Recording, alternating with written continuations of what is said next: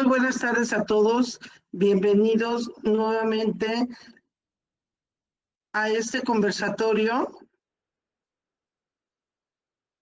sobre la inteligencia artificial y la ciberseguridad. Es un honor para nosotros compartir. Un momentito, por favor. Una disculpa. Es un honor para nosotros compartir este evento con el Instituto Peruano de Inteligencia Artificial y la Consolidación Internacional de Abogados. Y pues hoy tenemos el honor de presentar a nuestro país hermano, Panamá, quien estará representando Máster Jocelyn Bosch Castro con este tema tan importante que estaremos tocando hoy, amenazas, riesgos y los peligros digitales. Antes de continuar y cederle la voz, estaré presentando a la máster. Es abogada egresada de la Universidad de Panamá y máster en Informática y Derecho por la Universidad Complutense de Madrid. Actualmente es directora encargada del Centro de Documentación Judicial, CENDOJ, del órgano judicial de Panamá. Ha liderado proyectos de modernización judicial y participado en la redacción de leyes sobre información de procesos judiciales, firma electrónica, protección de datos y ciberdelitos. Fue profesora de informática jurídica y hoy es facilitadora en el Instituto Superior de la Judicatura, además de que presidió la Comisión de Derecho y Nuevas Tecnologías de Abogados a nivel internacional. Ha representado a Panamá en foros de derecho y tecnologías, es presidenta de Apandetec, autor y conferencista enfocada en justicia digital, ciberseguridad y modernización institucional. Le doy la más cordial bienvenida, máster, y le cedo el uso de la voz. Hola, muy buenas noches a todos. Déjeme primero hacer Iván, no sé si me dejas, gracias, para compartirles un poquito de la presentación. Muy buenas noches a todos, gracias. Yo sé que es todo un gran esfuerzo lo que hacen para un viernes en la noche estar conectados y eso lo aprecio muchísimo. Estar en este mundo de la tecnología también requiere este tipo de sacrificios y estos intercambios interesantes que me gustaría hacerlo conversatorio para que podamos hacer este intercambio de información y que esperamos poder absolver las dudas que tenemos, que en el mundo de la ciberseguridad pasa mucho como la historia. Tenemos las mismas historias, nada más que con nombres distintos de los personajes. Así que, bueno, yo voy a pasar acá. Me indican si ya pueden ver la presentación. ¿Y ven? ¿La ven? Sí. Sí, bueno. Vale, entonces voy a ver el reloj, son las 8:14. Bueno, yo quiero hacerlo esto como un poquito más sencillo, hablarles un poco de la perspectiva desde Panamá, de lo que tiene que ver con la ciberseguridad. Y lo que vamos a abordar hoy son las amenazas, los riesgos, los peligros digitales que desde nuestra perspectiva vamos a ir trabajando en la noche de hoy. Primero, pues, bienvenidos a mi país, representado evidentemente por una de las maravillas del mundo, el Canal de Panamá, una herramienta de trabajo que hace ya más de 100 años pues ha sido el puente que comunica de forma logística al mundo entero. Entonces, me gustaría que empecemos la noche de hoy hablando un poquito de esto, Panamá y el canal que el mundo aprendió a proteger. ¿Y esto qué tendrá que ver con seguridad? Pues miren, esta maravilla del mundo ha sido, pues como les adelanté, hace más de 100 años una herramienta de trabajo para hacer comunicación logística en todo el mundo. Y lo caracteriza su neutralidad, pero sobre todo la seguridad que tienen nuestros clientes de que su traslado, independientemente de que sea carga o que sean personas o sean incluso aspectos como submarinos radiactivos, puedan pasar de manera segura a través del Canal de Panamá y llegar a puerto seguro. Evidentemente, cuando hablamos de esta herramienta en específico, podemos decir que desde los primeros tiempos, pues se hizo todo un trabajo mancomunado, pero evidentemente todo se hizo con una tecnología distinta a la que tenemos hoy en día. Sin embargo, me gusta hacer la comparación porque evidentemente es una herramienta, una plataforma y que permite mantener interconectado al mundo entero. Entonces, si hacemos este comparativo con la parte digital, el canal digital, es decir, todo ese hub de conexiones que están llevados o incluso están pasando estos cables de conexiones a través de Panamá y que están permitiendo tener un mundo más conectado, impulsando a nuestro país a una transformación digital que sigue manteniéndose en un constante desarrollo. También esto nos lleva a enfrentarnos a un incremento en las vulnerabilidades. Evidentemente, al estar más conectados, pues también esto nos lleva a enfrentarnos a situaciones que, llevados al papel o a las estructuras que se hacían previamente en otros formatos que no fuesen electrónicos, no estábamos expuestos a este tipo de peligros. Entonces, la nueva realidad es que este canal digital de comunicación, esta facilidad que nos da hoy día la tecnología, realmente nos lleva a preguntarnos primero qué es lo importante. Y cuando hacemos el análisis en ciberseguridad, ¿qué es realmente lo importante? Yo les pregunto, ¿es importante la computadora, el celular o la información que tienen esos dispositivos? A veces nos preocupamos mucho por el mismo equipo, sin embargo, realmente el activo, lo que preocupa. La información, la data. Exactamente. Es esta data, muchas gracias. Es la data lo que realmente nos preocupa. Y nos pasa en todos los ámbitos. O sea, si yo estoy en el ámbito gubernamental y yo tengo, por ejemplo, todo lo que tiene que ver con la recaudación de impuestos y que de la noche a la mañana eso desaparezca, o que yo esté administrando expedientes electrónicos en donde están procesos penales, civiles, de familia, y que de la noche a la mañana esos expedientes no se puedan acceder. O cosas tan sencillas como que yo, como me pasó hace unos meses atrás, involuntariamente, por alguna extraña razón, mi celular cayó en la lavadora y se me estaban perdiendo imágenes familiares que para mí son importantes. Entonces, claro, yo puedo tener distintos temas de protección, pero como bien mencionó el compañero, realmente es esa data la que yo me estoy preocupando por cuidar, proteger, resguardar. Pero ¿cuánto vale esa data? ¿Cuánto puede tener el costo en un mundo donde ahora a través de Dark Web yo puedo estar vendiendo millones de contraseñas para acceder a distintas cuentas de redes sociales, de correo electrónico, a plataformas, y que evidentemente eso nos lleva a tener riesgos que pueden hacernos pérdidas de dinero, pérdidas reputacionales? Doctora, ¿qué usos, qué utilidad, Ajá. para qué propósitos, para qué fines queremos esa data, ¿no, doctora? A la maravillosa presentación que va realizando, doctora. Saludos Sí. desde Lima, Perú, Instituto Peruano de Inteligencia Artificial, Ciudadanía Digital, doctorita. Muchísimos saludos desde acá también, desde Panamá, un cálido saludo. Bueno, entonces, seguimos en este conversatorio. Entonces, a mí me gusta siempre plantear algunas preguntas. ¿Estamos protegiendo nuestros canales digitales con el mismo nivel de conciencia, prioridad que protegemos a nuestra infraestructura física? ¿A qué me refiero? Usualmente, cuando no estábamos en el mundo digital, ¿cómo protegíamos nuestros bienes?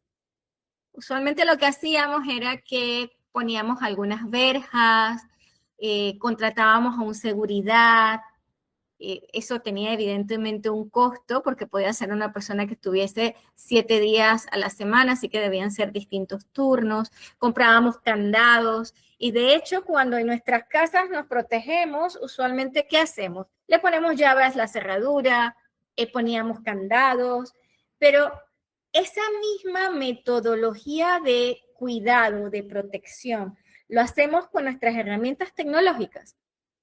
La respuesta suele ser, pero es que yo no soy alguien que, por ejemplo, pueda ser interesante para un cracker, que la información que yo tengo pues no es importante. Yo soy un ciudadano normalito, que pues no tiene nada importante, yo no soy un artista, yo no soy un empresario multimillonario, pues yo no estoy en altas posiciones del Estado.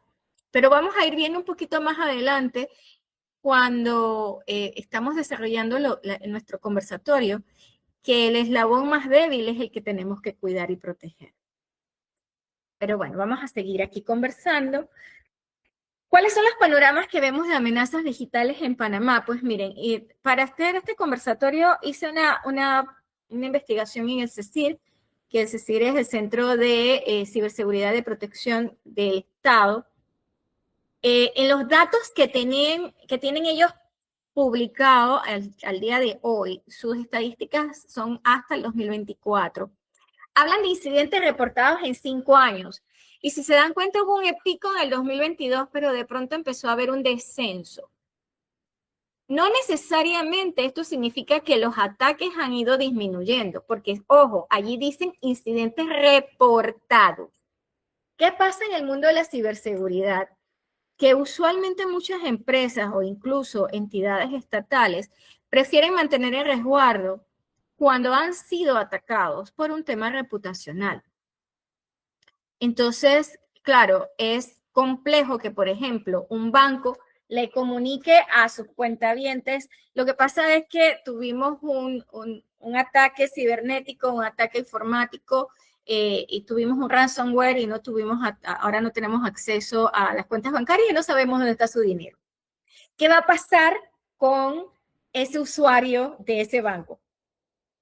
La mayoría, incluyéndome, agarro y corro a otra cuenta bancaria si logro sacar mi dinero. Entonces, claro, estos números nos dan un pequeño reflejo. Sin embargo, cuando nos vamos a los medios de comunicación y empezamos a ver noticias como de este tipo, pues como que los números no me cuadran. Porque si un diario me dice que hay 2.4 millones de intentos de ciberataques en el año 2025, y otro, por ejemplo, dice Panamá registró 4.8 millones de ciberataques en un año, significa que evidentemente los equipos de ciberseguridad, ya sean los estatales, los empresariales, pues sí están enfrentando a situaciones de ataques para vulnerar sus equipos y sus plataformas y alcanzar ese fin que ya mencionamos, que es la data, esa información importante que tenemos nosotros como ciudadanos, como empresarios o como el Estado. Ahora bien, ¿cuáles son los principales ataques que se están evidenciando? Estamos viendo phishing, robo de identidades, ransomware, suplantaciones de identidad y explotación de vulnerabilidades técnicas. Estos son en general, sin embargo, se están también evidenciando sobre todo aspectos relacionados a ciberbullying, a sexting. El sexting también se ha exponenciado. Y bueno, vamos a ver que hay algunas cosas que quizás no van a ver todavía en cifras, porque la normativa es muy nueva en algunos aspectos de los ciberdelitos. Por lo tanto, vamos a empezar a ver cifras un poquito más adelante. ¿Por qué Panamá es un objetivo estratégico? Evidentemente, desde el inicio de Panamá como república, nosotros tenemos una posición privilegiada. Somos un país muy angosto, razón por la cual, pues como les mencioné, tenemos el Canal de Panamá. Logísticamente hablando, pues somos un país con una trayectoria logística y transporte. Y sumado a eso, evidentemente, el sistema financiero pues es una de las herramientas poderosas de nuestro país. Por lo tanto, evidentemente podemos ser objetos del interés de cibercriminales de atacar a nuestras plataformas tecnológicas, ya sean tanto las empresariales como las estatales o, importante, el área bancaria. Imaginemos, por ejemplo, un momento en que el Canal de Panamá no pueda dar su servicio por alguna razón. Tomando en cuenta que incluso en 1989, cuando se estaba dando la invasión de Estados Unidos a Panamá, ni siquiera en ese momento el Canal de Panamá detuvo su operación. Ahora, con una situación que fue incluso armada a la dura situación que pasó mi país durante ese momento, hoy día, a través de un ciberataque, pues evidentemente no voy a requerir horas o días de ataques, puede hacerse solamente a través de un minuto o de un segundo incluso. Entonces sí somos un flanco que puede ser, y como ya vimos en las noticias previas, somos flancos de ataques de ciberatacantes. Para ello, entonces, el país ha estado desarrollando normativas para empezar a responder a ese mundo ciberelectrónico, ciberdigital, a esa cibersociedad que se está moviendo en estos ámbitos, y ha empezado a establecer distintos marcos legales de protección o de castigo en el caso de que se realicen alguna de ese tipo de acciones o de comportamientos que nos lleven a uno, perder la seguridad de la información y evidentemente a proteger al ciudadano o a los entes estatales o las empresas.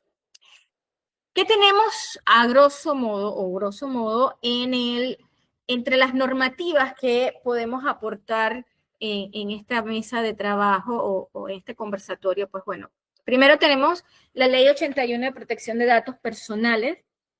Esta es una ley que se desarrolló primero con el objetivo de desarrollar nuestro artículo 42 de la Constitución Nacional. Para Panamá, la protección de datos está protegido desde el derecho constitucional.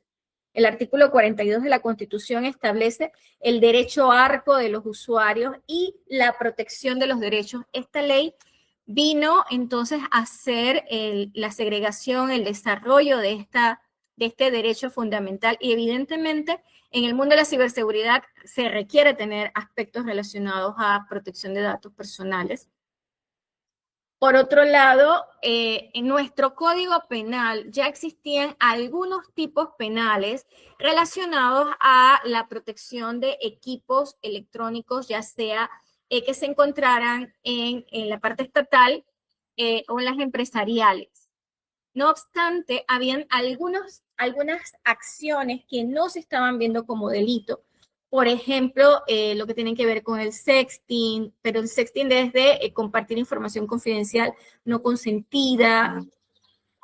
Por ejemplo, lo que tiene que ver con la utilización, que es hoy una práctica usual de utilizar imágenes y hacer que las personas, sobre todo mujeres, sean vilipendiadas en redes sociales a través de la utilización de estas tecnologías donde se muestran desnudeces, por ejemplo. Por otro lado, también está la ley 477, si se dan cuenta están muy cerquita una de la otra. Este convenio es un convenio iberoamericano que tiene que ver con la cooperación sobre investigación, aseguramiento y obtención de prueba en materia de ciberdelincuencia. Va muy de la mano también con el convenio de Budapest, que Panamá lo suscribió hace ya varios años atrás. Y esto lo que busca también es tener evidentemente un trabajo mancomunado, no solitario. En los aspectos relacionados a tecnología, no podemos trabajar como islas. Esto es importantísimo recalcarlo porque evidentemente no son delitos o no son acciones que se detienen en las fronteras de nuestros países. Más bien, no conocen fronteras, se masifican de manera rápida y evidentemente la respuesta estatal para combatir los ciberdelitos requiere la cooperación internacional. Entonces, nosotros como país hemos reconocido esa importancia y nos hemos ido agrupando a este tipo de conglomerados jurídicos que nos permiten entonces también hacer intercambios con fiscales, investigaciones, y que podamos incluso, por ejemplo, en temas de pornografía infantil, actuar de manera mancomunada en los países y combatir estos flagelos. También, por ejemplo, desde la parte estatal, en lo que tiene que ver con inteligencia artificial, pues hemos firmado la Carta de Principios Éticos para el Uso y Desarrollo de la Inteligencia Artificial desde la parte ejecutiva del Estado. Dentro del órgano judicial formamos parte de la cumbre de los poderes judiciales y allí se han establecido normas soft law, es decir, normas suaves, éticas, que invitan a los países a acogerse a estas normas éticas, y dentro del órgano judicial también se han acogido a estos convenios. Aprovecho este espacio porque muy recientemente, en octubre pasado, entra en vigencia en Panamá el nuevo Código Procesal Civil sostenido de la Ley 402. ¿Por qué les hablo del Código Procesal Civil en este escenario? Porque dentro de ese código se incorporan dos temas importantísimos. Uno, que se habilita el uso de la inteligencia artificial dentro de la Administración de Justicia, y dos, tiene un desarrollo importante en relación a cómo se deben presentar pruebas electrónicas.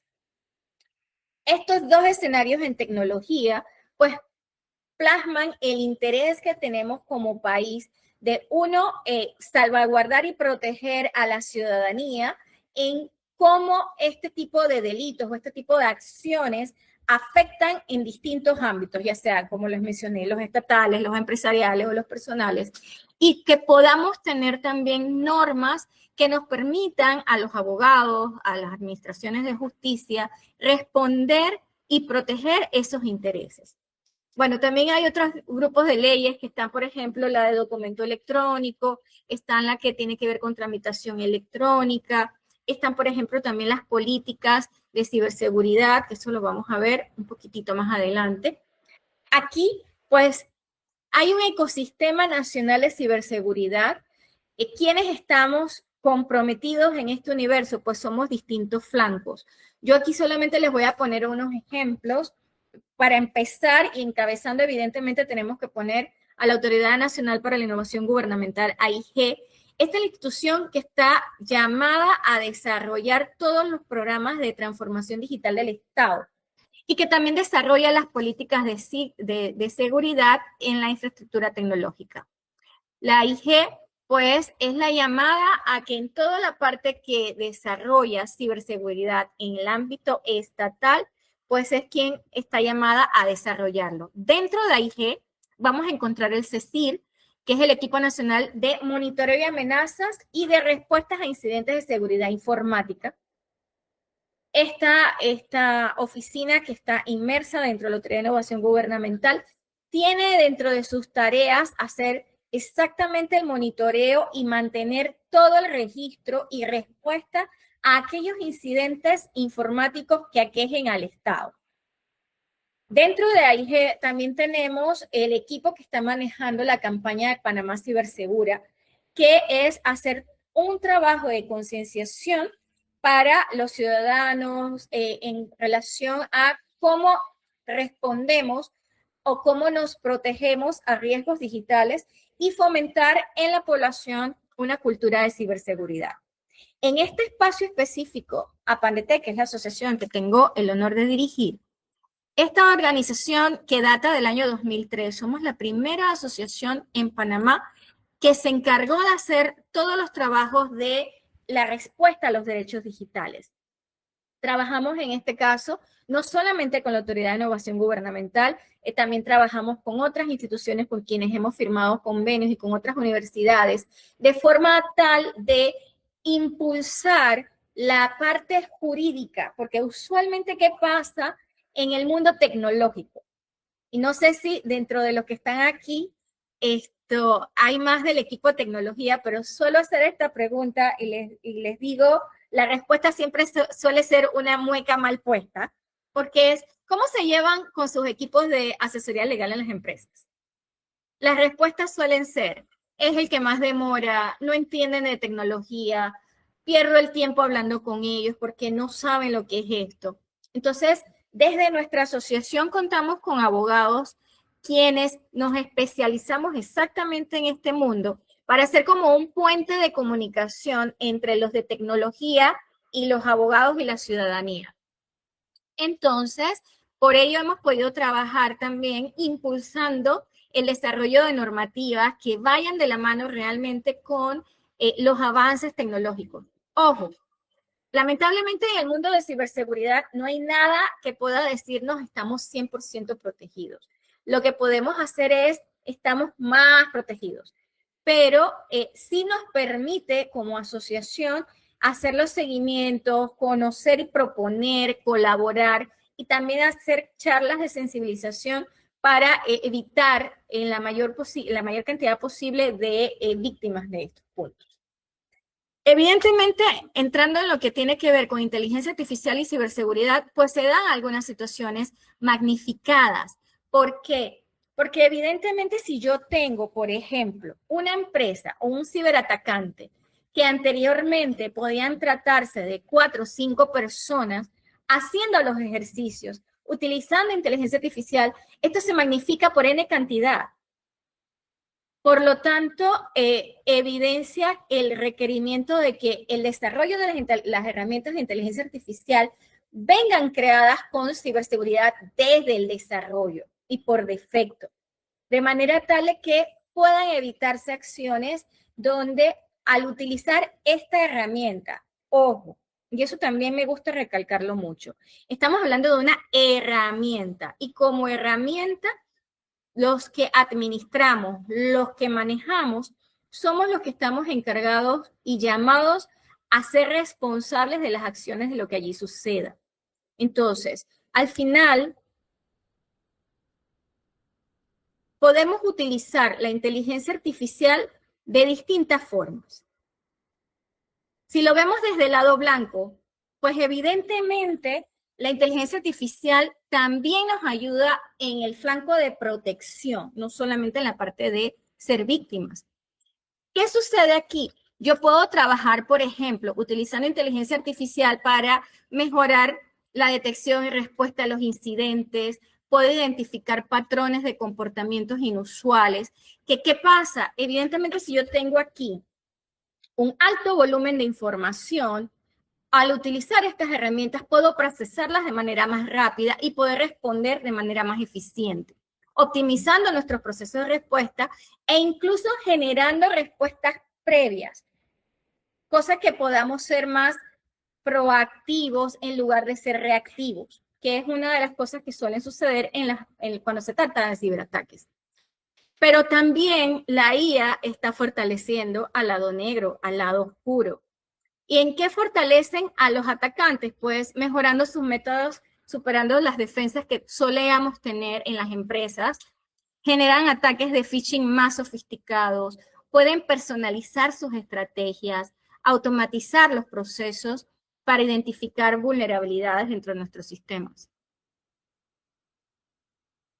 Evidentemente cambia el nivel de riesgo, claro, porque si antes yo podía tener una herramienta tecnológica que si el ataque era, como les mencioné, hecho por un DDoS o si yo podía hacer un cracker entrando, no es lo mismo a que con una herramienta yo pueda multiplicar y exponenciar las facilidades que pueda tener ese ataque a través de un ransomware, por ejemplo, o que yo pueda mejorar la programación que yo haga del ransomware para hacerlo más fuerte, para que evolucione de mejor forma y que pueda atacar más y ser de pronto más contundente en lo que sería un ataque utilizando este tipo de plataformas. Y hay un punto que yo creo que a mí me gusta abordarlo porque es el rol humano, que a veces, como nosotros somos fríos viendo estas pantallas, pues dejamos de ver estos aspectos dentro de la ciberseguridad.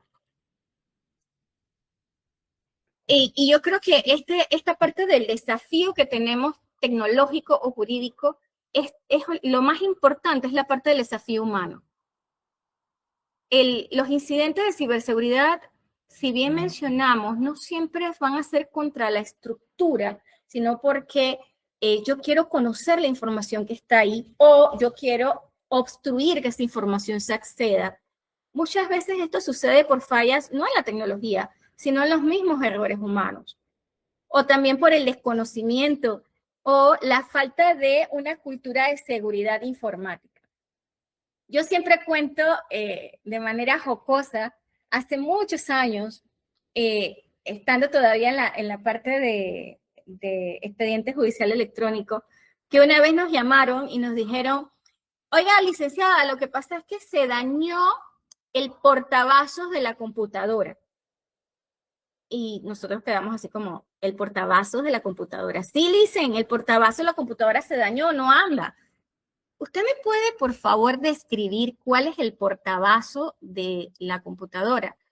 Y cuando la persona nos describe el portavasos, era el lector de CD de esa época.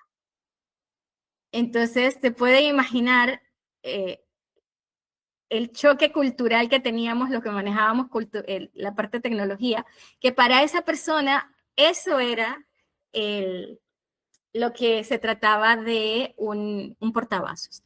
Ya finalizando, a mí me gusta siempre dejar estos reflectores acá, estas reflexiones, ¿estamos en este mundo formando profesionales que solo usan la IA o estamos formando profesionales capaces de gobernarla responsablemente?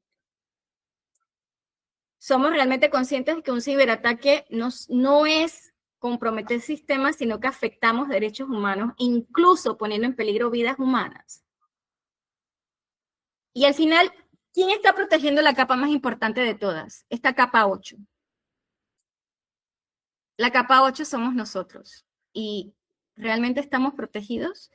Yo creo que quise dejarles esta reflexión acá para limitarme al tiempo. Creo que sí lo alcancé llevar a cabo dentro del tiempo previsto.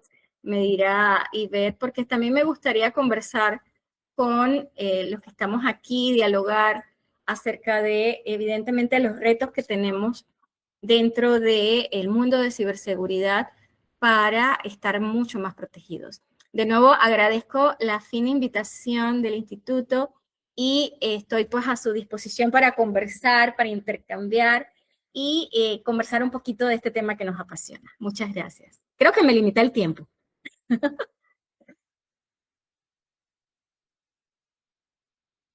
Muchas gracias, Máster. Un momento, por favor.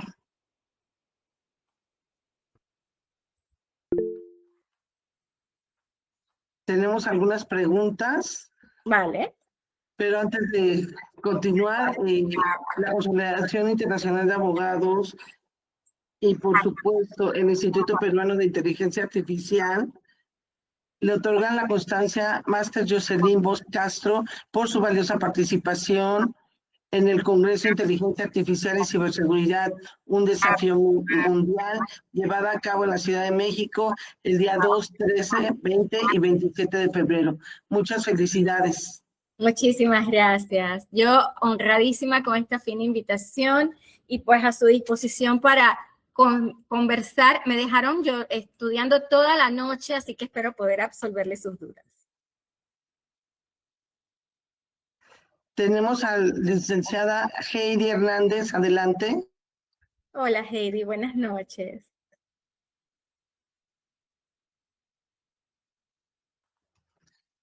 Adelante, licenciada Heidi.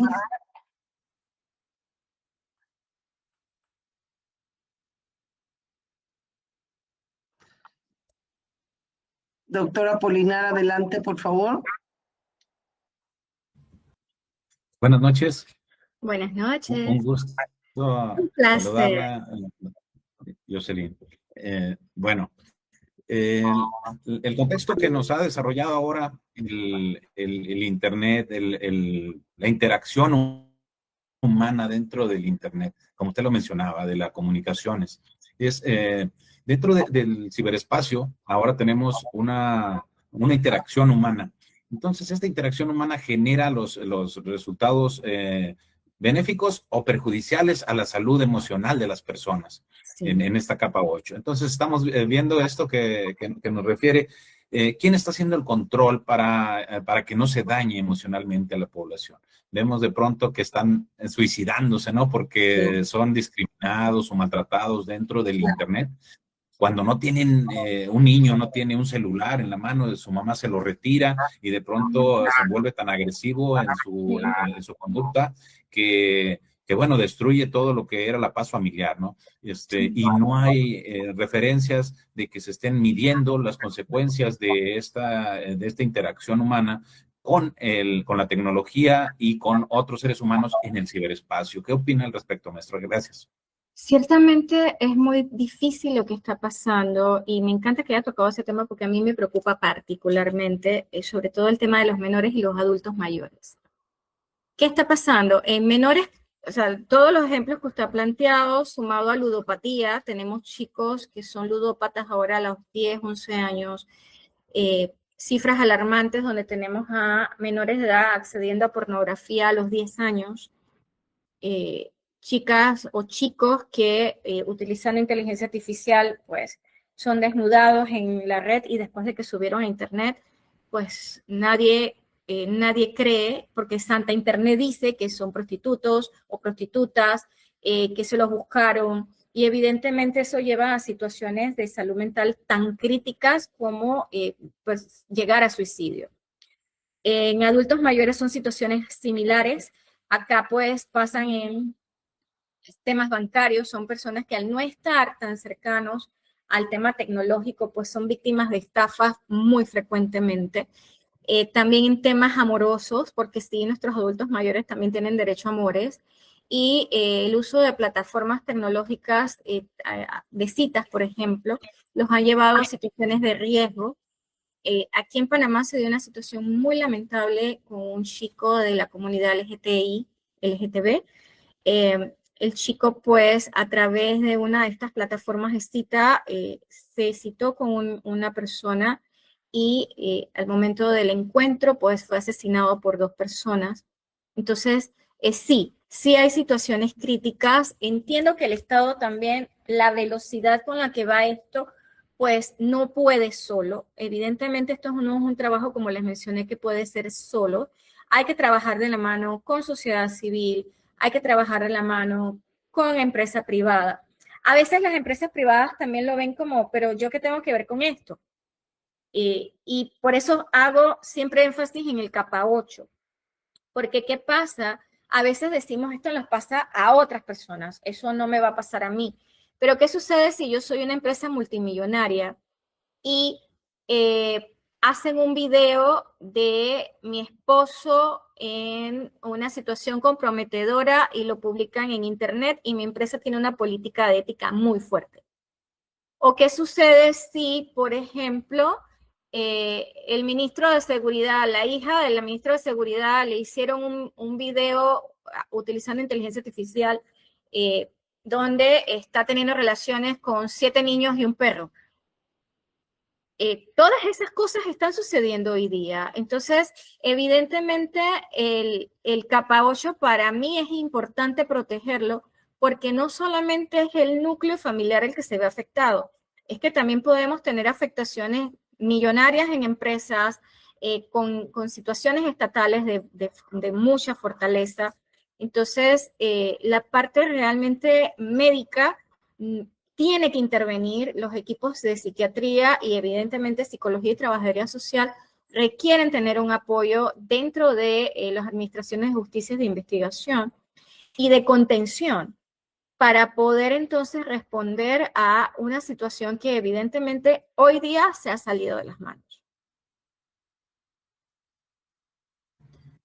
Estamos planteando precisamente en lo que usted mencionaba, que desde el momento mismo de la creación de las herramientas digitales, de la inteligencia artificial, ya tuvieran un sistema de seguridad implementado por defecto. Planteábamos que respecto de esto, de la contención psicológica, que desde que se cree un instrumento o una herramienta tecnológica de esta envergadura, por esto del efecto multiplicador de la comunicación en Internet, sea preventivo, es decir, desde el mismo momento en que se desarrolla, debe elaborarse un estudio, un dictamen del impacto psicológico y social. y para que pueda salir al mercado tenga que realizarse este dictamen en forma previa, hacer una evaluación preliminar para que en el momento en que salga ya sepamos cuál va a ser el impacto de esta herramienta al arrojarlo al mercado. ¿Qué opina, maestra? Usualmente lo que se suele proponer es que las herramientas tengan protección de datos, ciberseguridad y ética en IA por defecto y en toda la parte del desarrollo. Es decir, yo debo poder incorporar cuando estoy haciendo IAs, tomando en cuenta este tema, es cómo yo evito los sesgos en decisiones o en acciones que toma la IA con una persona. Yo tengo claro, por ejemplo, hace unos años atrás, una persona que había sido condenada, pero esta persona, después de haber sido condenada, fue como el ejemplo del sistema penitenciario. Había logrado conseguir una empresa que lo contratara. Esta empresa lo iba a capacitar en la parte técnica y iba a salir del país para ser capacitado, pero su condena era en días multa y eran unos $1,200 lo que él tenía que pagar. Esta persona fue a un banco a hacer la solicitud del préstamo para poder resocializarse, entrar a la sociedad, y el banco hizo una investigación en internet y no le dieron el préstamo porque encontraron que había sido condenado en algún momento. Entonces, hay choques evidentes que nos llaman la atención a que tenemos que tener los cuidados. Yo los invito a buscar la encíclica de la ética, el uso de la ética del Papa Papa Francisco. Los invito a leerla para que puedan, es uno de los documentos más interesantes del uso ético en la inteligencia artificial. Es muy buen documento de referencia. Y además de eso, bueno, también los poderes judiciales, la Cumbre de los Poderes Judiciales, tienen herramientas de documentos técnicos del manejo ético de la IA. Para mí sí es importante, me preocupa particularmente la utilización de estas herramientas sin que se haya tenido los cuidados que bien menciona Apolinar de cómo evaluamos los riesgos. Yo creo que ese es uno de los puntos también importantes. Clasificarlos por riesgo, porque, ojo, tenemos que hacer también un balance. ¿Por qué? Porque también le hemos tomado como un poquito de, espérate, aguanta, esto ya lo tenemos que regular todo y tenemos que entrar todo. No todo entra por regulación, porque también esto puede provocar que se ralentice el impulso de la tecnología y no es lo que queremos. O sea, nosotros lo que estamos buscando es que se innove, que se realicen nuevas cosas, que tengamos nuevas plataformas, pero yo creo que lo que estamos dejando por lado es que cuando eso se está desarrollando, que venga con derechos humanos, que venga con ética, que venga con protección de datos, que venga con ciberseguridad por defecto y desde el diseño. Y creo que de esa manera podemos tener entonces el balance donde no es que freno la tecnología, sino más bien, sí, la voy a impulsar, quiero que esté, quiero que desarrolle, quiero que nos ayude a seguir haciendo cosas como las buenas que estamos haciendo hoy día, pero siempre basados en esos principios. Muchísimas gracias. Con gusto. Heidi, si quieres, y lo escribes, si no tienes problemas con el micrófono. Por favor, pueden activar el micrófono de la doctora Heidi, por favor. Tiene que salir y volver a entrar porque es su internet. ¿Ya me escuchan? Sí, Heidi, ya te escuchamos. Sí, Heidi, ya te escuchamos, doctora. Me cambié de donde estaba, pues muchas felicidades a la ponente, me encantó. Aquí desde la Ciudad de México, pues también quiero compartir con ustedes una reflexión sobre la ciberseguridad. Pues como lo vemos hoy, pues es un tema que nos une a todos, ya que vivimos en un mundo interconectado donde cada clic pues puede ser una puerta abierta a riesgos invisibles. Por ejemplo, en México los delitos digitales han crecido de manera alarmante. En el 2024 se registraron más de 324,000 millones de intentos de ciberataques, lo que nos coloca entre los países más atacados de América Latina. Casos como el ataque de ransomware, como lo comentaba la ponente, a la Fiscalía de la Ciudad de México en el 2023, pues nos recuerdan que ninguna institución está exenta de este tipo de delitos, pero también no solo hablamos de ransomware, sino también enfrentamos fraudes financieros, robos de identidad, filtraciones masivas de datos. Por ejemplo, este tipo de delitos afectan directamente la confianza de los ciudadanos y la estabilidad de nuestras economías, no nada más a nivel nacional, sino también a un nivel internacional. Por eso es que la legalidad prácticamente es un pilar fundamental. Como bien lo comentaba la ponente, pues en Panamá ya ven que se han impulsado las leyes específicas para poder tipificar delitos informáticos, y aquí en México también hemos fortalecido la protección de datos y los delitos cibernéticos. Ahora bien, un nuevo protagonista está transformando este escenario, que como lo sabemos es la inteligencia artificial. Pues en México más del 70% de empresas ya la consideran clave para optimizar procesos y reducir costos. Esto lo pude checar en la revista de Economist, y pues la inteligencia artificial también puede ser un gran aliado en la detección de amenazas, pero también puede ser usada también por los atacantes para perfeccionar obviamente sus métodos. Es por eso que es importante hablar de ética y regulación, que es tan urgente como hablar de firewalls o también los antivirus.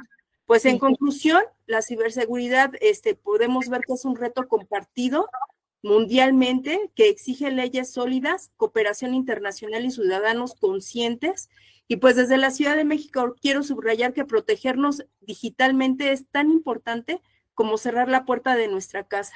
Y escuchar cómo Panamá reflexiona sobre estos temas nos recuerda que este desafío es global y que solo con prevención ética y colaboración podríamos construir un entorno digital más seguro mundialmente. Muchísimas gracias. Era lo único que quería comentarles. Gracias. Muchísimas gracias, Heidi. Importantísimo y muy apropiado tu aporte en este conversatorio. Mira, fortalecer las leyes es importantísimo, y para nosotros ya desde la asociación pues hemos estado aportando eso. Pero la academia también es importante. La academia es importante, las investigaciones de estos temas son importantísimos. Trabajar en sinergia. A mí me duele tantísimo ver adultos mayores apartados, o sea, casi personas con lepra porque no saben usar tecnología y son profundamente ofendidos, lastimados utilizando este tipo de tecnologías. Evidentemente, lo lamentable que pasan con nuestros niños, niñas y adolescentes es horroroso lo que pasa. Yo hace un año y tanto tuve la oportunidad de estar en León en un bootcamp de ciberseguridad que maneja INCIBE. Si yo salí de Panamá alarmada después de lo que vi allí, donde en Deep Web tienes personas donde están abusando en masa de menores de edad.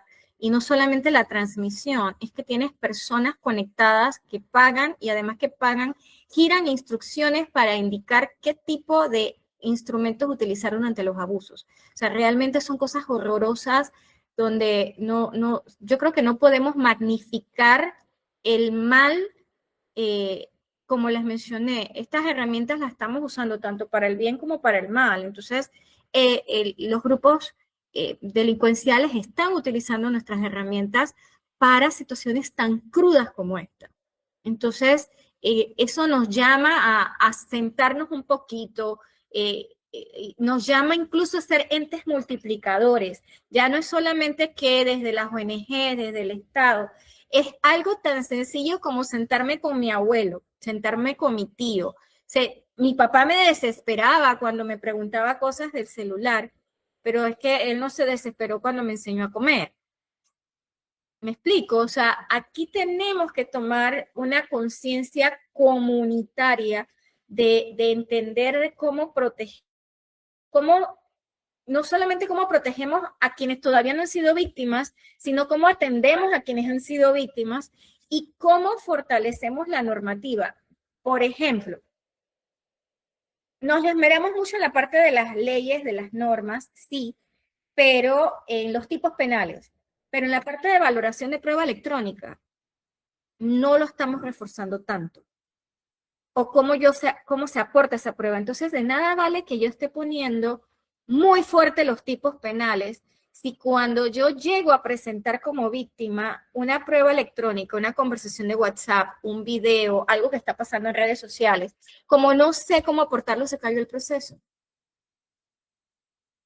Entonces, es toda una cadena de información que tenemos que trabajar para poder entonces estar realmente en un mundo digital más seguro.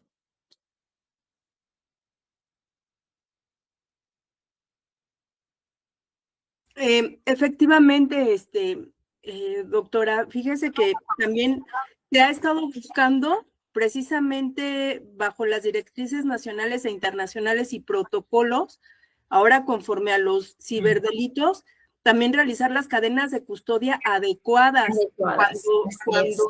cuando se extraen precisamente todo este tipo de datos informáticos.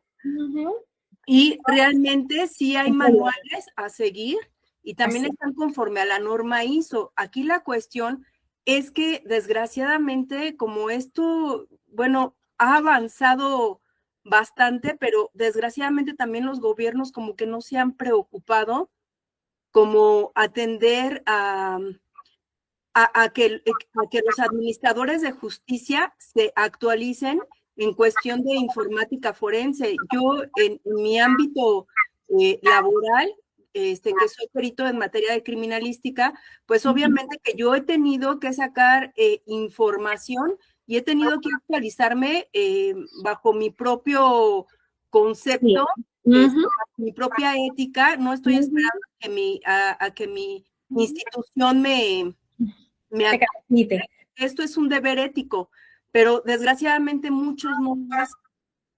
Sin embargo, yo empiezo a utilizar software que precisamente en donde se pueda observar que las personas al llevar un video, pues no sea más bien un video editado, o que también las imágenes no sean editadas. Hay que cuidar los hash, los IP, y todo ese tipo de circunstancias, pero también es ética y deber de cada uno de nosotros, de los que estamos en el ámbito jurídico, actualizarnos y hacer conciencia a la sociedad.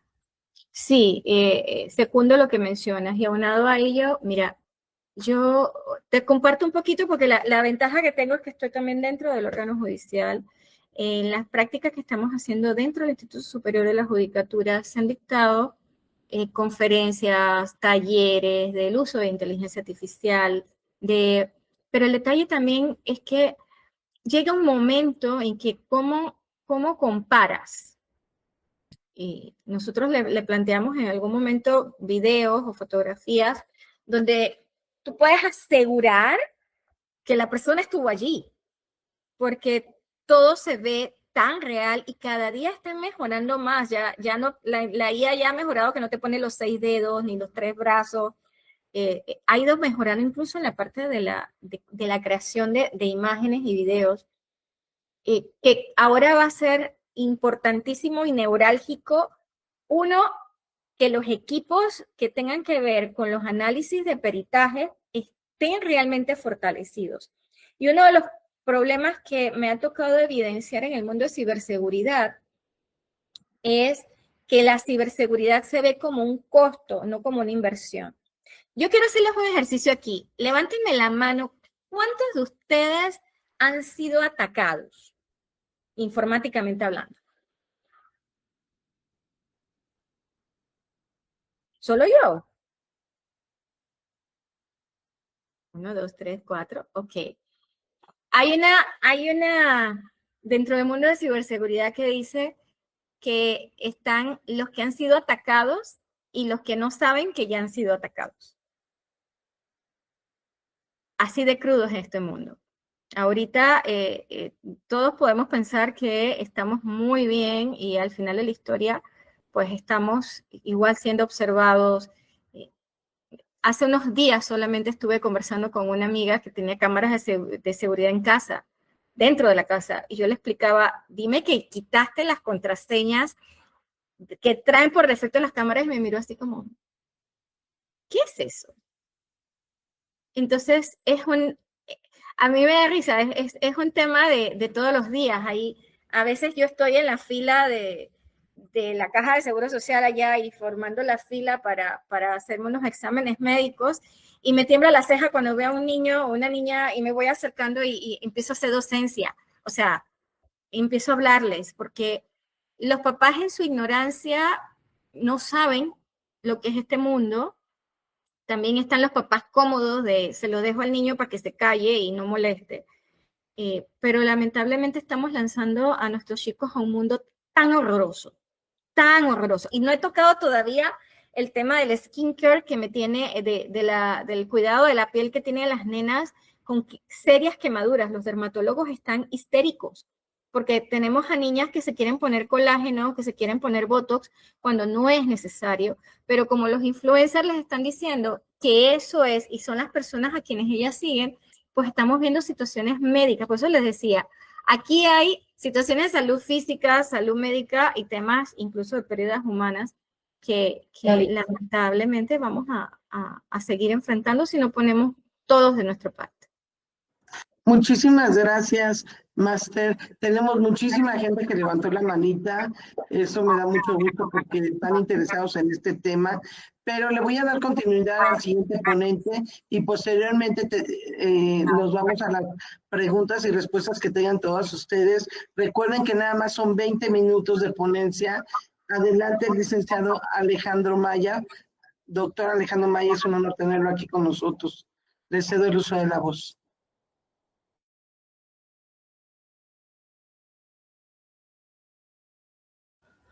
Hola, hola, buenas noches, ¿me escuchan?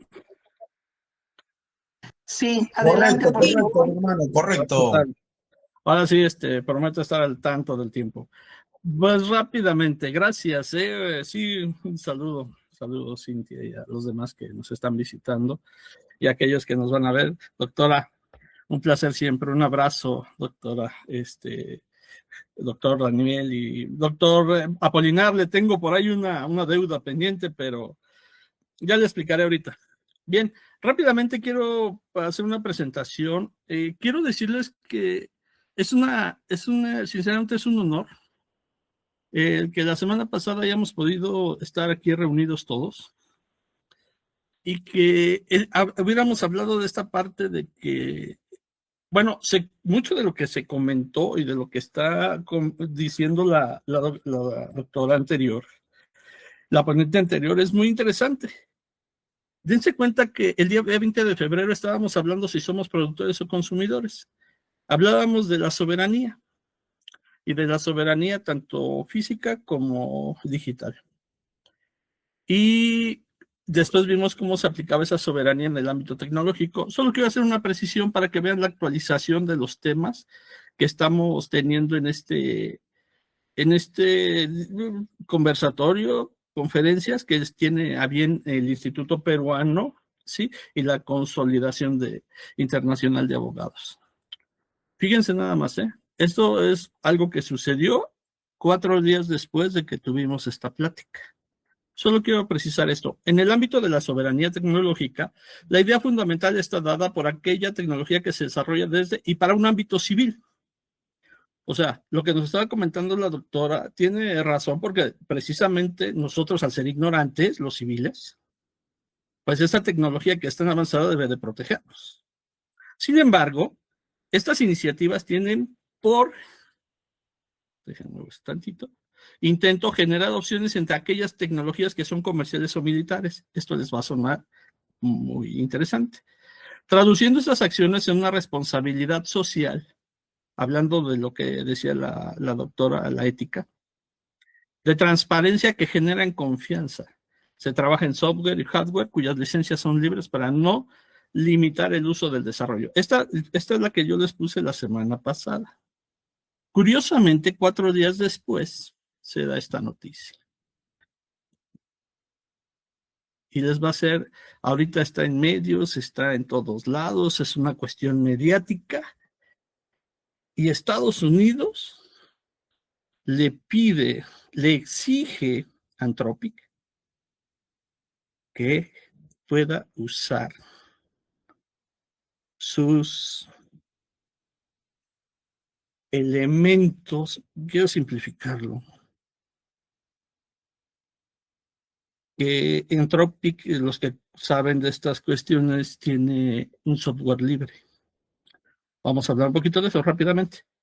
Pero Anthropic se niega a cederle sus plataformas para que ellos lo usen en la inteligencia artificial para cuestiones de seguridad de Estados Unidos, en este caso de sus armas. Y entonces, yo no sé si nos estaban escuchando o no, pero Estados Unidos quiere tener el poder, el control de todo lo que significa Anthropic, con referencia a la inteligencia artificial, para poderlo usar, como ellos dicen, en su sistema de defensa. O sea, se dieron cuenta que ellos eran consumidores. Y la única forma de tener una soberanía total es arrancando, porque esa es la verdad. Atacando, quitando y extorsionando, o sea, es tremendo lo que se está dando. Entonces, dense cuenta de cómo los temas que estuvimos tocando nosotros apenas la semana pasada, esta semana se hicieron un boom, ¿sale?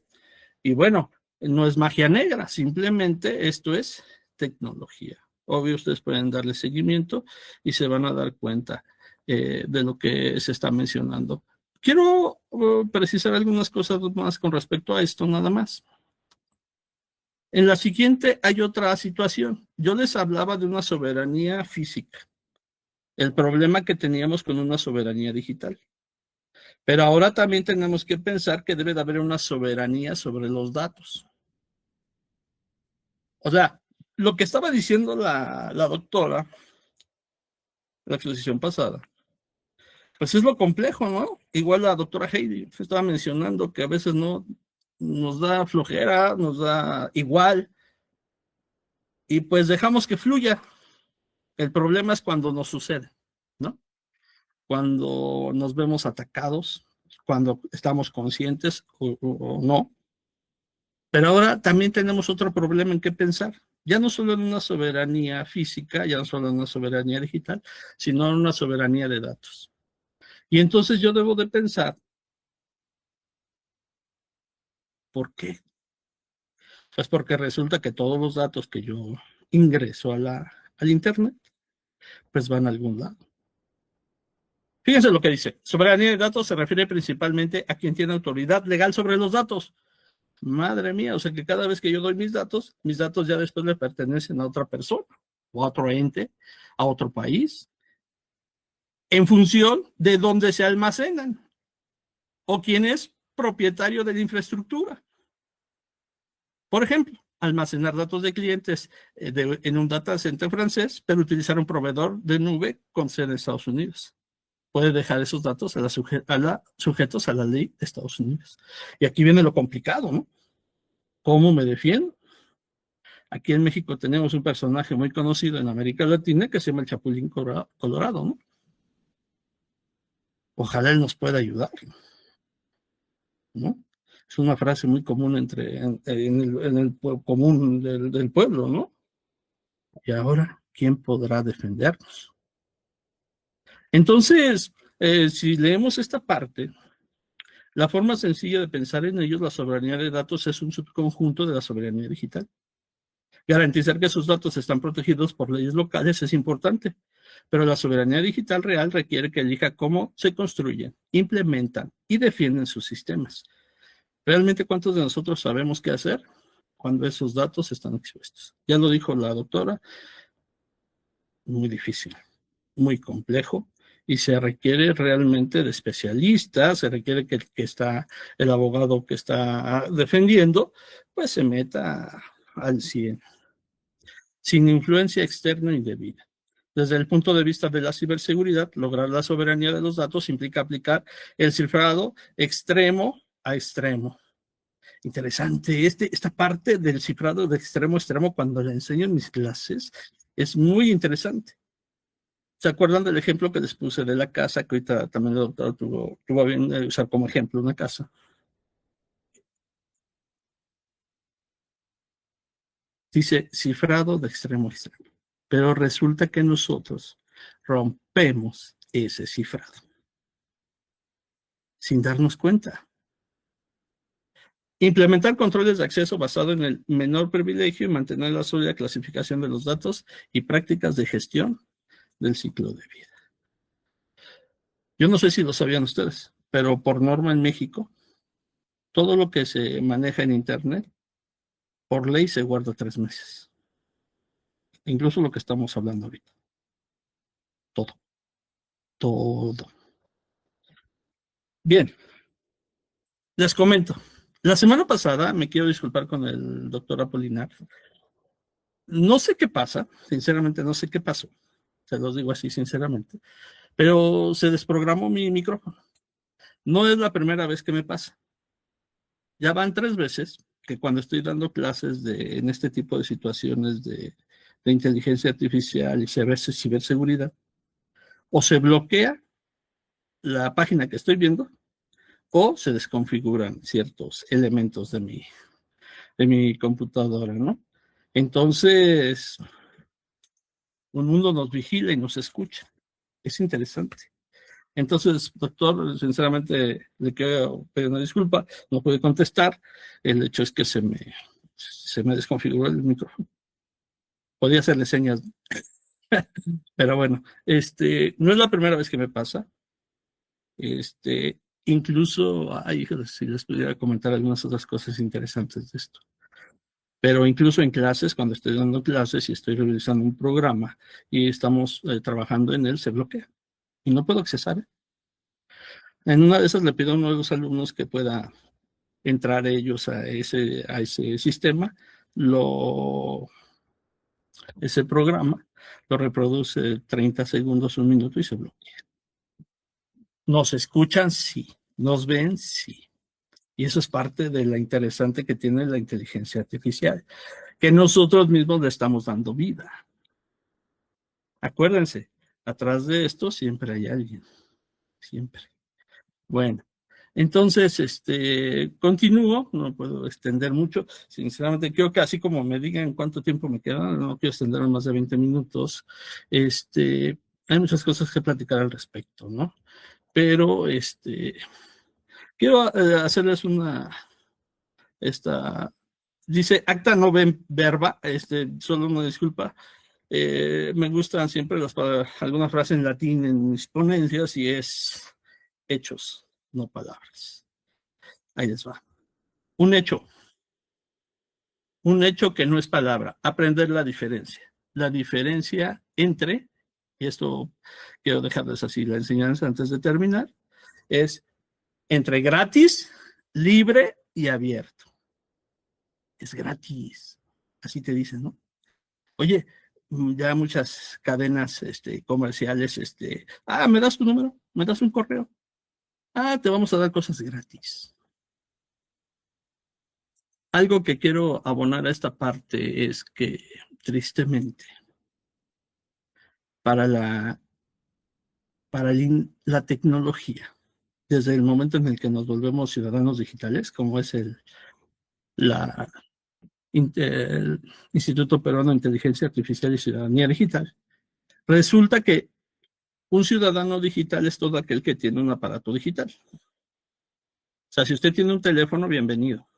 Si usted tiene una computadora, bienvenido. Si usted tiene un reproductor, bienvenido. Usted es un ciudadano digital. ¿Cuál es el tema? Que no solo es un ciudadano digital, se vuelve un número. Increíble, ¿no? Hay muchas cosas que decir, pero bueno, no me quiero distraer, después de esta parte. Solo quédense con esto. A raíz de esta situación, somos un número. Entonces, para el Internet, la inteligencia artificial no es usted, es un número. Y los números tienen algo interesante. Se llama valor. Así. Bien, rápido. La distinción entre gratis y libre, aquí está. Lo voy a leer rápidamente. Dice, es mucho más que una cuestión semántica. es un pilar fundamental para comprender el panorama de la propiedad intelectual en la era digital. Somos un número, recuerden. Reconocer, gracias Heidi, reconocer que algo puede ser gratis, sin ser libre o abierto, sin ser gratuito. Nos empodera como usuarios y creadores. Nos permite tomar decisiones informadas sobre qué tipo de software utilizamos, qué contenidos consumimos y cómo distribuimos nuestras propias obras. Al adoptar la perspectiva de la libertad, la capacidad de usar, estudiar, modificar y compartir, no solo nos beneficiamos individualmente, sino que contribuimos a construir un ecosistema digital más justo, colaborativo y accesible para todos. Así que la próxima vez que escuches la palabra free, recuerda el sabio significado de Francisco Flores Soto. Es una definición que él nos da acerca de lo que es gratis. Pero bueno, en este caso, libre y abierto significa que nosotros podemos hacer cambios.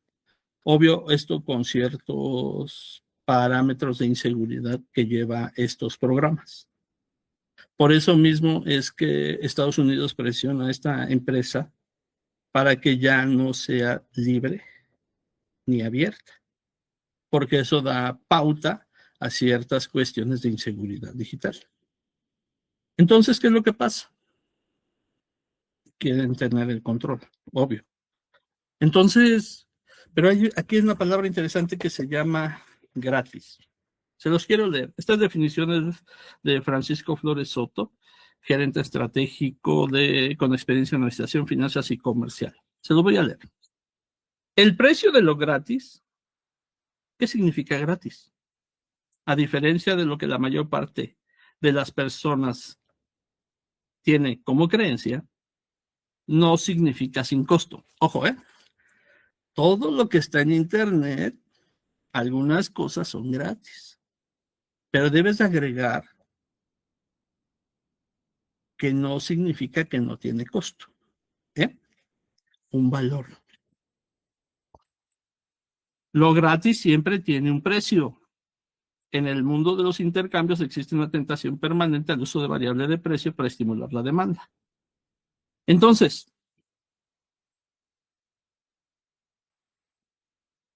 a ver, ¿realmente es gratis? No. Como muchos de ustedes saben, para tener acceso a algo gratis, tienes que dar tus datos, tienes que dar tu correo. Y eso es lo más valioso que tienes. ¿Se acuerdan que les dije que a veces esa cerradura se rompe? Y se rompe precisamente porque pensamos que es gratis. Y no valoramos nuestro valor. En este caso, de números, ¿no? Entonces, híjoles, debemos de pensar cada vez que dice gratis, debemos de pensar que no significa sin costo. Ajá. Aquí está. Para terminar, porque me falta mucho, bueno, ahorita quiero nada más acotar estos puntos, vean esta imagen, ¿no? Nada es gratis. Tú tranquilo, yo te llevo. A veces es más caro. Tus datos son lo más valioso que tienes. Tus datos. Que después se vuelven un número. Ese número es valioso. Hacíamos en la clase y cada vez que tú das tus datos para las empresas que los absorben, tienen un costo alrededor de 250 pesos. Es lo que le regalas a cada empresa donde das tus datos y ellos lo venden en miles. Y después les explicaré por qué Facebook se hizo multimillonario y sigue siendo multimillonario. Y seguirá siendo multimillonario porque además te dice, recomiéndanos. Muchas gracias, no me quiero extender mucho, realmente hay muchas cosas que decir, muchas cosas que reflexionar. La doctora antes que me precedió realmente también nos dejó muchas cuestiones para analizar. Entonces, en serio, nada es gratis, todo tiene un precio. No significa que no tiene costo. Gracias, doctora. Ivette, gracias, doctor Daniel, por dejarme hablar a nombre del instituto y pues estamos a la orden. Gracias a todos que nos están escuchando. A ver si espero haberme respetado el tiempo.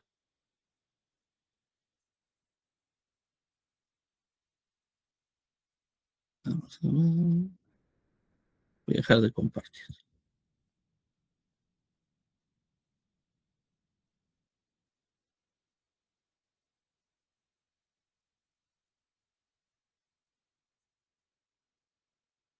Hola, hola. Hola, hola. Si hay alguien ahí. Doctora Ivette, doctor Daniel. Ya terminó. Sí, ya terminó. Teníamos varias preguntas. Todos. Sí, La idea es esa, ¿eh? La idea es que haya muchas preguntas. Lo bueno es que está la doctora aquí para ayudarnos. No, se quedó pendiente las preguntas con la máster, Jocelyn, Claro. y les pedí de favor que las retomáramos al final. Bien, me despido. Gracias. Un abrazo.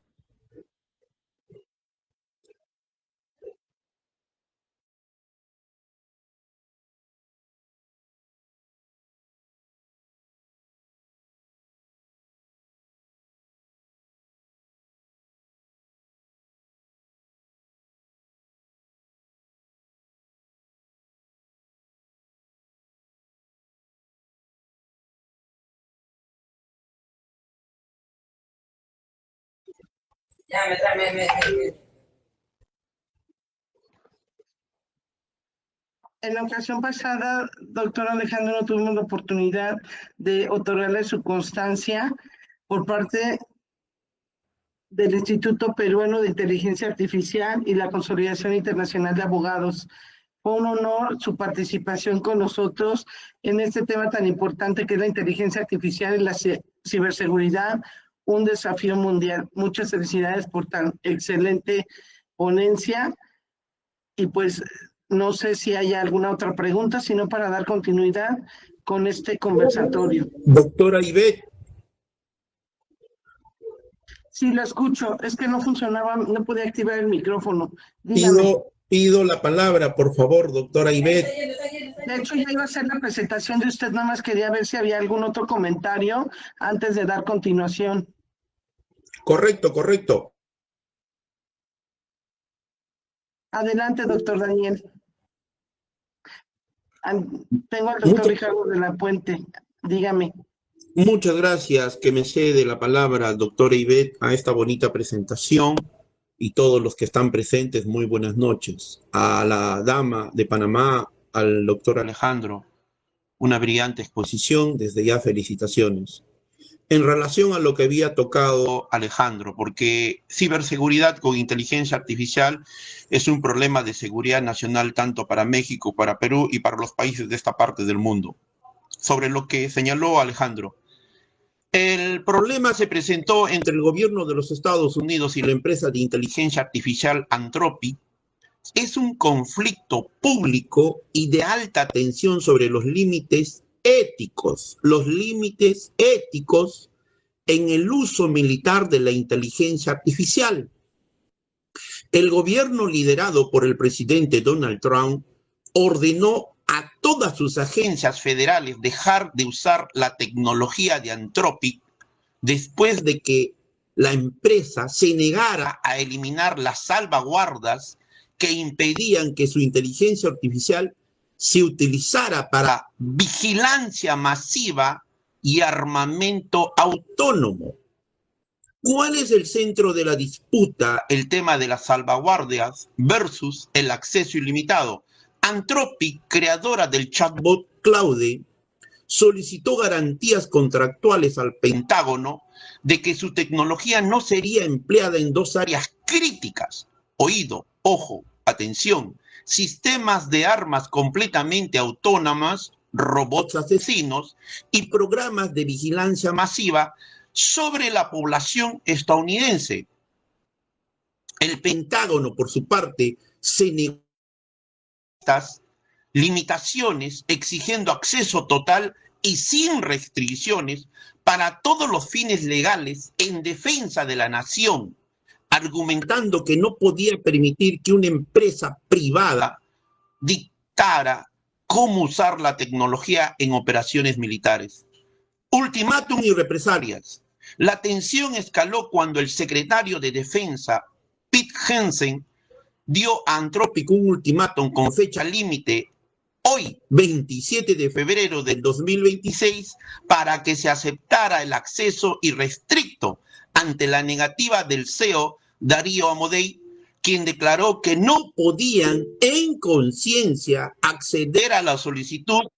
El gobierno tomó acciones contundentes. El presidente Trump ordenó a todas las agencias federales cesar inmediatamente el uso de la tecnología de Anthropic con un periodo de transición de 6 meses para el Departamento de Defensa. El Pentágono designó a la compañía como un riesgo para la cadena de suministros, una etiqueta que normalmente se reserva para empresas de países adversos y que puede bloquear su capacidad de hacer negocios con contratistas de defensa. El gobierno amenazó con usar la ley de producción de defensa para forzar el cumplimiento de la empresa e incluso advirtió sobre las importantes consecuencias civiles y penales si no cooperaba durante el periodo de transición. Reacciones y apoyos. El conflicto se ha generado y ha generado una fuerte división mientras el gobierno acusó a Anthropic de ser una empresa radical de izquierda, miren la etiqueta, que pone en riesgo la seguridad nacional. La decisión recibió apoyo de figuras como Elon Musk. En el lado y la postura de Anthropic fue respaldada por cientos de empleados de empresas rivales como Google, DeepMind, con OpenAI. El CEO Sam Allen expresó su solidaridad y compartió las mismas líneas rojas éticas. El senador Matt Warner también criticó la medida, sugiriendo que podría estar motivada políticamente más por un análisis cuidadoso de la seguridad nacional. Acá hay dos temas puntuales: el aspecto ético, y cuando se habla de seguridad nacional debe haber un respeto irrestricto a la autonomía, a la independencia, de que cada país es soberano dentro de su propio país y debe respetar, de acuerdo al derecho internacional, lo que los otros países hacen. Dentro de cada país protege a sus propias empresas. Y si nos vamos a manejar en armamentos autónomos, en vigilancia de nuestro país y de nuestra población, no vamos a excluir eso. El mejor modelo, China, cómo maneja su base de datos. Yo me había referenciado anteriores veces, cómo maneja la ley de protección de datos personales en China es totalmente diferente a los Estados Unidos, a México y Perú, pero ellos lo hacen por un sistema no solamente de control, sino lo hacen por tener identificado a cada uno de los números de sus individuos, de sus habitantes, de sus pobladores de ese país. Daniel, somos un número, eso lo dijo la ciencia económica, pero hace rato. Todo lo que tú haces en tu vida, en tu actividad, en tu diario quehacer, está manifestado por números, por cuentas, por cheques, por recibos, por pagos, por depósitos. Y ahora acceden a todo ese conjunto de data a través de nuestros correos de Gmail, a través de nuestros correos electrónicos, a través de nuestros números de celular, a través del registro de la identidad que como ciudadanos en cada país nosotros tenemos. Entonces, ¿qué podemos hablar de los gigantes tecnológicos, de los países top en el mundo, de los países más desarrollados, si ellos mismos no respetan lo que, entre comillas, dice ser un Estado democrático? Lo que, entre comillas, dice ser libertades, la protección por sobre todo del ciudadano y del ser humano, dando la supremacía al fin que somos nosotros, el hombre, el ser humano. Eso nosotros debemos pensar. La ciberseguridad y la inteligencia artificial a mí me da una posición de análisis, de crítica, pero también de tener equilibrio y de tener un punto medio en que las empresas se desarrollan en cada país en función a los intereses de cada país. Lo mismo pasa en México, lo mismo pasa en Perú. Hablar de seguridad nacional, yo ya lo decía, es que nosotros, que cada país, no solamente mire lo que tiene internamente, sino qué es lo que viene de afuera, qué es lo que ejerce influencia de afuera y qué es lo que va modelando y lo que va cambiando a los seres humanos en cada uno de nuestros países. Una sola pregunta y con esto termino. ¿Cómo el Facebook cambió el estilo de vida de todos los ciudadanos del mundo? Porque todos los que me escuchan y en horas posteriores nos van a escuchar, nadie me puede decir de 1 millón de habitantes cuántos son los que no usan Face y cuántos son los que usan. Daniel, en estadísticas de 1000, de 100, de 10, uno no te utilizará. De 100, 10 no te utilizarán. De 1000, 100 no te utilizarán. Pero el tema es que la gran cantidad, masivamente, todos lo utilizamos, para bien o para mal. Eso, mi participación, mi intervención, complementando lo que maravillosamente ha sostenido el doctor Alejandro Amaya. Muchas gracias, doctor Daniel. Se tuvo que retirar ya la doctora de Panamá, pero cualquier comentario, cualquier pregunta, con mucho gusto se la haremos llegar. Tengo a la licenciada Cintia Karen Saldívar. Adelante, por favor. Hola, ¿qué tal? Buenas noches. Primero que nada, agradecer al doctor Alejandro por invitarnos a este magno congreso, conferencia. Y bueno, a mí me gustaría aportar a la doctora de Panamá. Es una lástima que se haya ido, pero ya tendrá oportunidad de escucharlo. En México ya tenemos una teoría del doctor Jesús Orlando Morales acerca de la ciberseguridad, que se refiere a la aportación y a la información de los sistemas cibernéticos, así como la CiberTag, que nos ayuda a estudiar y a reflejarnos cuál es nuestro estudio de vida y cuál es la custodia digital. El conversatorio pasado tuvimos la oportunidad de escuchar nuevamente al doctor Alex y mencionábamos lo de consumidor o productor. Entonces, yo quisiera compartir estas preguntas con ustedes y reflexionarlas un poco y que tal vez nos lo pudiéramos llevar a nuestras casas. ¿Cuántos somos controlados y cuántos somos productores de estas mismas inteligencias? ¿Cuántos recursos consumimos en lugar de producirlos? Y lo más preocupante, ¿cuánto nos preocupa la seguridad digital, pero cuánto nos preocupa el entorno y los recursos que utilizamos para poder utilizarla? Creo que en este aspecto estamos más preocupados por nuestra información digital que por los recursos que llegamos a consumir dentro de ellos. Desde 1999 lo hemos visto, un ejemplo muy burdo es la película de Matrix, la cual nos hablaba de la autenticidad, la protección y de también de los sistemas informáticos, pero nos invitaría a reflexionar cuántos son nuevamente los recursos que tenemos que agotar para poder tener estos sistemas digitales y para poder protegerlos. Creo que sería de suma importancia que reflexionáramos acerca de ello y bueno, eso sería todo. Muchas gracias. Muchísimas gracias, licenciada Cintia. Fue un gusto escucharla y pues efectivamente ese entorno digital es muy importante y más importante fue que en este conversatorio, en este último día, el diferenciar las amenazas, riesgos y peligros es como usarlo como sinónimos. Sin embargo, las amenazas, los riesgos y peligros pues no significan lo mismo. En cada uno de sus países tenemos los mismos peligros digitales, las mismas situaciones, los mismos elementos y todos que nos pueden causar ese daño de acuerdo a todo lo que hemos estado escuchando en ese entorno digital. Desafortunadamente aquí en la Ciudad de México, pues tenemos las redes de Wi-Fi de la Ciudad de México que son públicas y desafortunadamente pues esas redes son sin protección.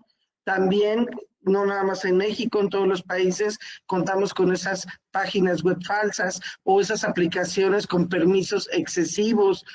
Y desafortunadamente este tipo de aplicaciones han llegado también a todos y cada uno de los niños, niñas y adolescentes que pues no saben distinguir de qué manera esta aplicación puede afectar no nada más a los equipos de cómputo, a los equipos de celulares, sino como dijeron en la ponencia, neurológicamente, cómo esas aplicaciones afectan a cada uno de todos nosotros. Y el compartir información personal en redes sociales, otro punto muy importante que desafortunadamente sigue ese peligro latente y pues es una fuente potencial del daño que tenemos a nivel mundial, el compartir toda esa información. En cuanto a las amenazas digitales, de acuerdo a lo que yo estuve escuchando, de acuerdo a mis criterios, pues son acciones, eventos que pueden explotar un peligro, pero pues causan el daño y cada vez son pues fuentes nuevas, son el phishing, el malware, todos los virus troyanos, todo el robo de identidad, todo el ciberacoso, todos los ataques de hackers que cada vez van a irse, pues cada vez, ¿cómo explicarlo? Pues yo considero que ahorita es como una reforma. Ahorita tengo conocimiento de este ataque y mañana es algo nuevo. Y la amenaza sigue y sigue, y el peligro pues no va a terminar nunca, no vamos a dejar nunca de terminar de aprender de la ciberseguridad, de la IA, de todos esos riesgos digitales. La probabilidad de que una amenaza nos cause daño, pues junto con todas las consecuencias que esto atrae, o el usar una contraseña simplemente, una contraseña débil es un peligro, y aun cuando no hay contraseña, finalmente pues hay ocasiones que hasta nos incluyen, nos dicen, pues utiliza tu celular y tienes que ponerles otros dígitos más y trata de usarlo de manera que si te lo roban, no puedan apagarlo, no puedan prenderlo y no necesitan de las contraseñas. Entonces, pues todo eso en todos los países nos acoge ese problema, ese peligro. Y pues es un ataque ya de fuerza brutal, es una amenaza, es un riesgo y sobre todo, como lo decía bien el doctor Daniel, todo lo que es el robo de las cuentas bancarias y no nada más de las cuentas bancarias, sino los riesgos que aun cuando no hay cuentas bancarias, el simple hecho de tener una comunicación en WhatsApp o en otros medios y ofrecer servicios, hay servicios que no son legítimos y que muchas veces hasta los mismos abogados estaba yo viendo de estos días, en estas semanas, de ya adquirí una constancia, ya pagué y no me llegó. Entonces, pues en todo tipo de amenazas estamos relacionados con toda esta inteligencia artificial, con toda estas redes.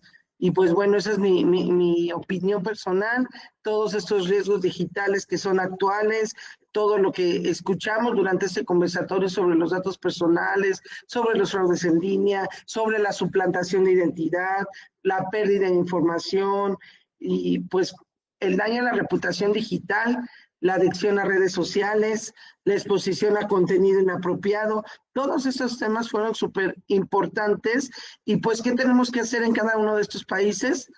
Pues tratar de usar ahora contraseñas más seguras todavía con una autenticación en pasos, no abrir enlaces sospechosos, mantener dispositivos actualizados, configurar la privacidad en redes sociales o no compartir información personal con desconocidos y simplemente instalar antivirus hasta en los propios móviles. Todo esto es súper importante y pues me lleva a la conclusión de que estos peligros, estas amenazas, estos riesgos digitales, la IA, la ciberseguridad, todo esto y muchas cosas más que se estuvieron viendo en este conversatorio, forman y van a seguir formando parte de toda nuestra vida cotidiana, sobre todo en Internet. Y el peligro que va a ser inminente va a ser una fuente que nos va a causar daño si no ponemos nosotros mismos una conciencia a las siguientes generaciones.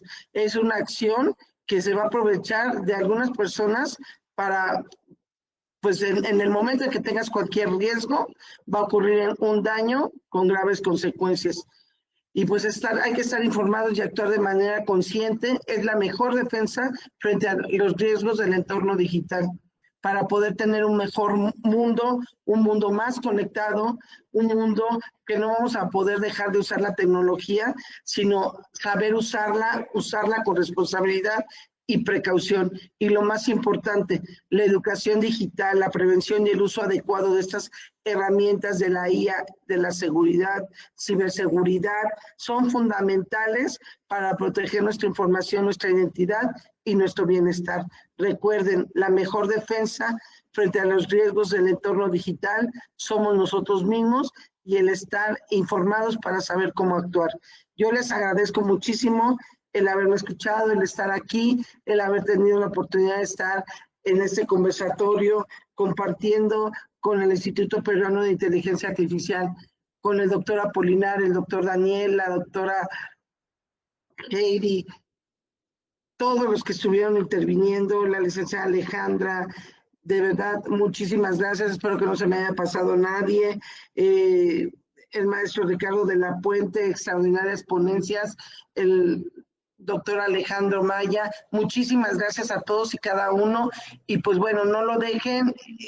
Estaremos dándoles lata con los temas de ciberseguridad ya en la maestría, para que puedan cursar algún diplomado y pues pasen la voz para estar actualizados, y pues unidos siempre seremos más y más fuertes. Muchas gracias.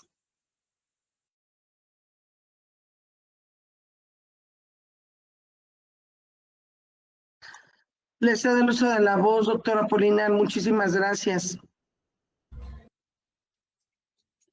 Muchísimas gracias. Una excelente despedida, maestra. El ciberespacio siempre va a ser un riesgo cuando estamos conociendo algo nuevo, ¿no? Entonces, debemos estar siempre a la vanguardia en el estudio de lo que es la cibernética, lo que es la informática, lo que es el Internet.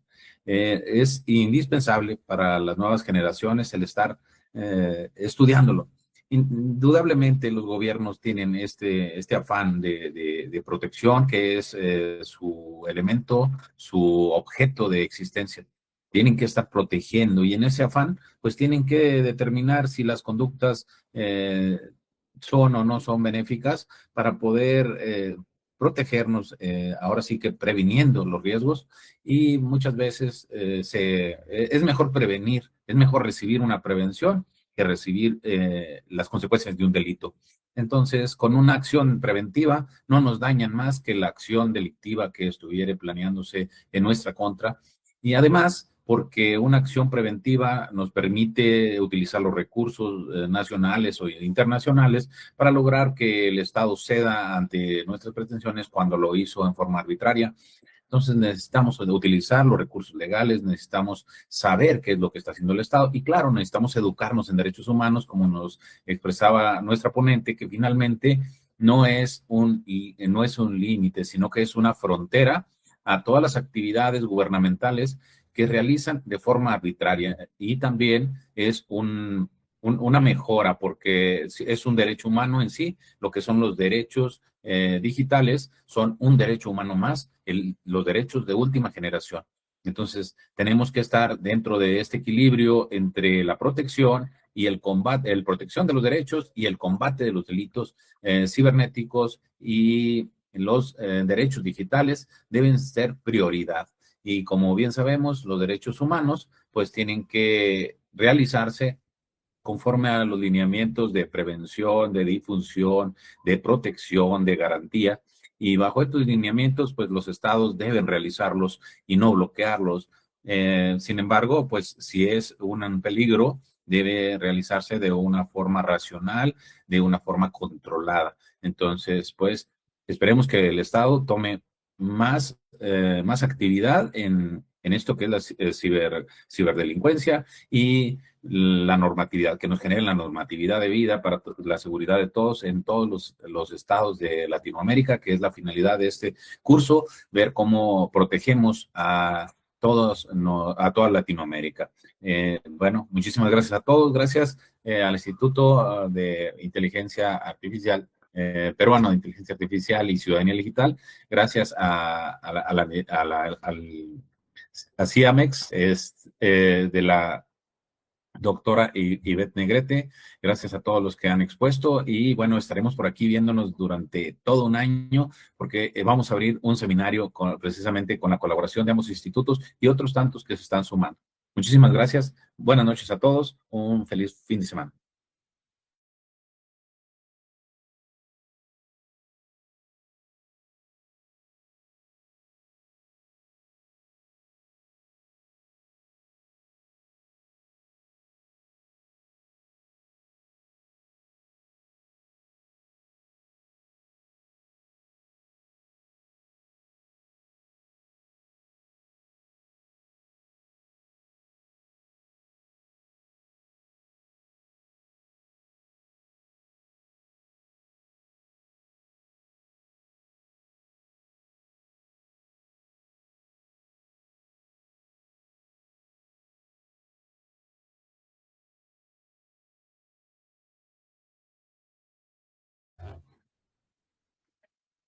Bueno, maestro Ricardo de la Puente, parece que quería hacer uso de la voz.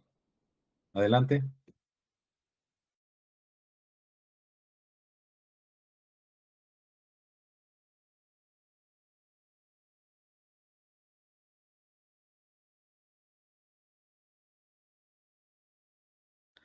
Parece que también Frida Nicole quería decir algo.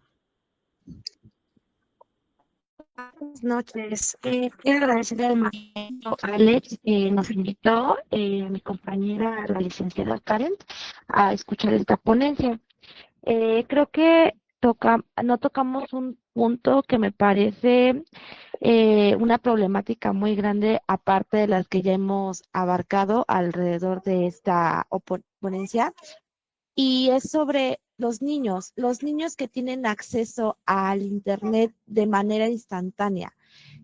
Yo, por ejemplo, soy nativa del Internet, nací en los años 2000, me tocó el apogeo de la inteligencia y estas tecnologías, el Facebook, la llegada de TikTok y todas estas cuestiones.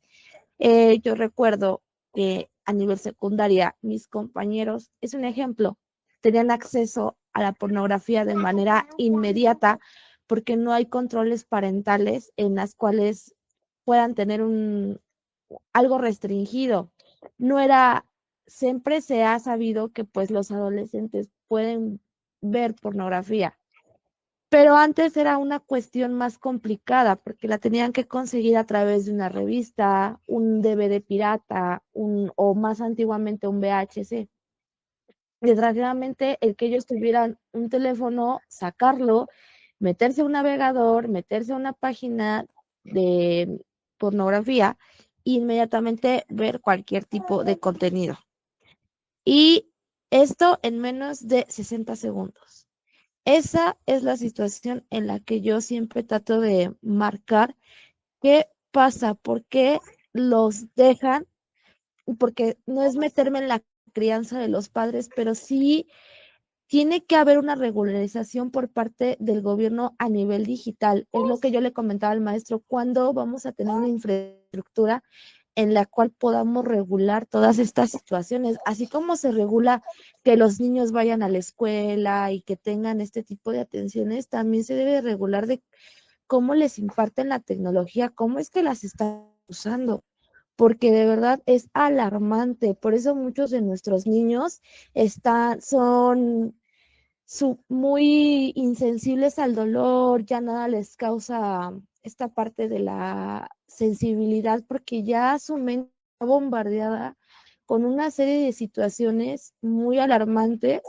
No solamente es la pornografía, hay casos donde acceden a la deep web y bueno, sabemos que es un contenido muy oscuro en el cual pues tanto adultos como niños estamos en peligro al entrar. Y uno parecería creer que es difícil entrar, pero es más fácil. Hay ciertos códigos, hay ciertos hackers que pueden entrar a esa red y niños y adolescentes tienen acceso a ella. Hoy en día tenemos a los pequeños desde 5 años usando una tablet y se supone que los padres deben de estar controlando eso, pero no lo hacen. hay una aplicación de un videojuego que se llama Roblox, que está hecho para adultos y sin embargo lo utilizan niños de 8 años, donde están conviviendo con adultos sin supervisión de sus padres. Y esto es alarmante, de que no es criticar la crianza de los padres, sino una regularización que tiene que tener el gobierno a nivel infraestructura sobre la digitalización de estas plataformas, porque esto nos está creando un problema como sociedad. Los chicos que se graban peleando, que se graban teniendo relaciones, lo suben al internet, están arruinando la vida de otra persona, que termina suicidando. O sea, ya vean todo lo que nos desencadena a ver un control. Y yo entiendo, como adultos, aunque hay delitos agravantes sobre ese tema, los niños siempre tratan de, como son menores de edad, pues a lo mejor muchos no reciben castigo, ¿no? Mucho es que estén en el tutelar. Pero sin embargo, esto no pasaría si hubiera clarización con las plataformas digitales. Creo que ahorita el Google solo maneja la y desactivar como, pero realmente es irte a otro botón y desactivarlo. Sé que también hay la posibilidad en la cual tú puedes poner un código como padre para que tus hijos no vean este contenido, sin embargo, no todos lo hacen. Y además, muchas cosas que están catalogadas como para infantes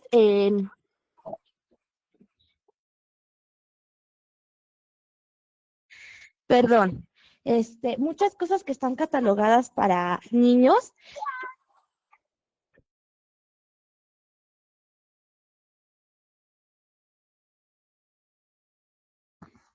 Una disculpa. Muchas cosas que están catalogadas como para pequeños realmente tienen un contenido obscuro en el cual están envenenando sus mentes para que todo el tiempo estén pegados a estas plataformas. Como lo hemos dicho desde el principio, son muy buenas para darle un buen uso, pero si no hay una regularización correcta, va a generar problemas a nivel social, a nivel educación. ¿Y por qué es tan preocupante? Porque los niños son los que siguen, son los que van a ser el futuro de este país. Y si no tenemos un control, pues todo se va a salir de las manos. ¿Y qué vamos a hacer? Pues lo único que tenemos que, como padres, estar al pendiente, pero sí me gustaría que hubiera una regularización, así como uno verifica que van a la escuela, que están comiendo bien, que están recibiendo atención, ¿cómo están manejando las tecnologías en casa los menores? Porque parece muy lejano llegar a ese punto. Sabemos las deficiencias que tiene nuestro país en todas las cuestiones y también con los menores. Pues lo que yo le comentaba al maestro Alex, ¿qué paso es el siguiente en la evolución de la infraestructura digital en nuestro país? ¿A qué tenemos que llegar para poder ser una buena infraestructura como las primeras potencias? Eso es lo que les quería compartir. Muchas gracias. Muchas gracias, tan pronto. Y fue un placer estar en este conversatorio con todos ustedes. Hasta luego.